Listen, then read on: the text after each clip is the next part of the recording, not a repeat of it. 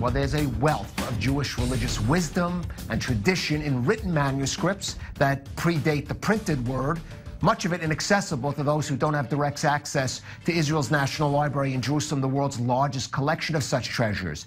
But what if you could access these rare ancient texts and manuscripts with the click of a button? Well, the Israel National Library has launched a massive online archive with 45,000 Hebrew manuscripts and millions of images, and is hoping to digitize all the world's Hebrew and Jewish manuscripts, making them accessible to everyone. Our culture correspondent Maya Margit has more in this report. Building a bridge across time and connecting worlds.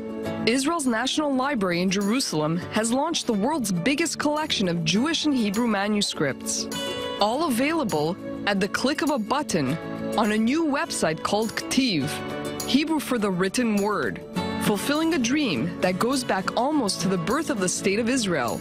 In 1950, Israel's first Prime Minister, David Ben-Gurion, had a vision which became a reality. We must gather all Hebrew manuscripts from across the world and bring them here to the State of Israel. The Ktiv website features tens of thousands of digitized manuscripts, found scattered across dozens of countries, prayer books, biblical texts, literature, even scientific writings. For decades, researchers traveled the world, collected them, and scanned them.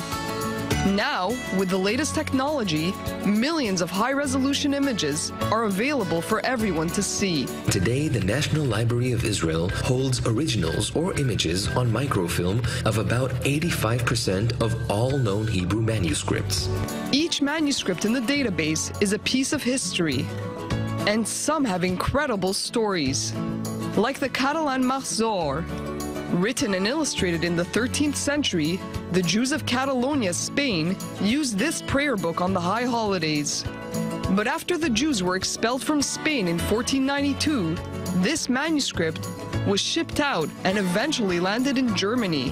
When World War II broke out, it was rescued from the Nazis, brought to the US, and, eventually, donated to Israel's National Library. Any manuscript enables you to hold a piece of history in your hands. It's a way of touching, reaching into history, and connecting with my forefathers. The National Library hopes to complete the monumental task of digitizing all of the world's Jewish manuscripts within 5 years, connecting the world in which the manuscripts were written to today's digital age.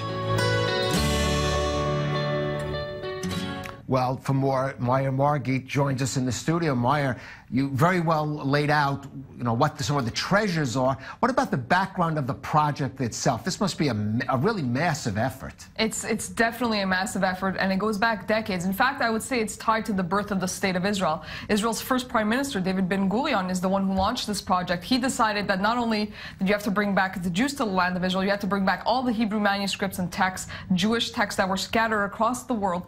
So he started the project, he launched it, and then researchers were sent out to 40 countries, and they gathered a lot of these documents. Some of them were originals, some of them were on microfilm, and they brought them back to Israel, to the National Library, which was established several years later.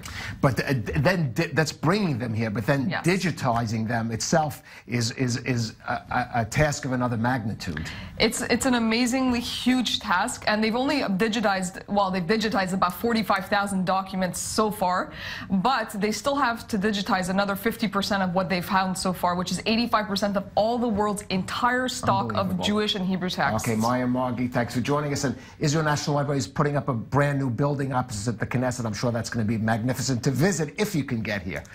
Anyway, that's our show for today.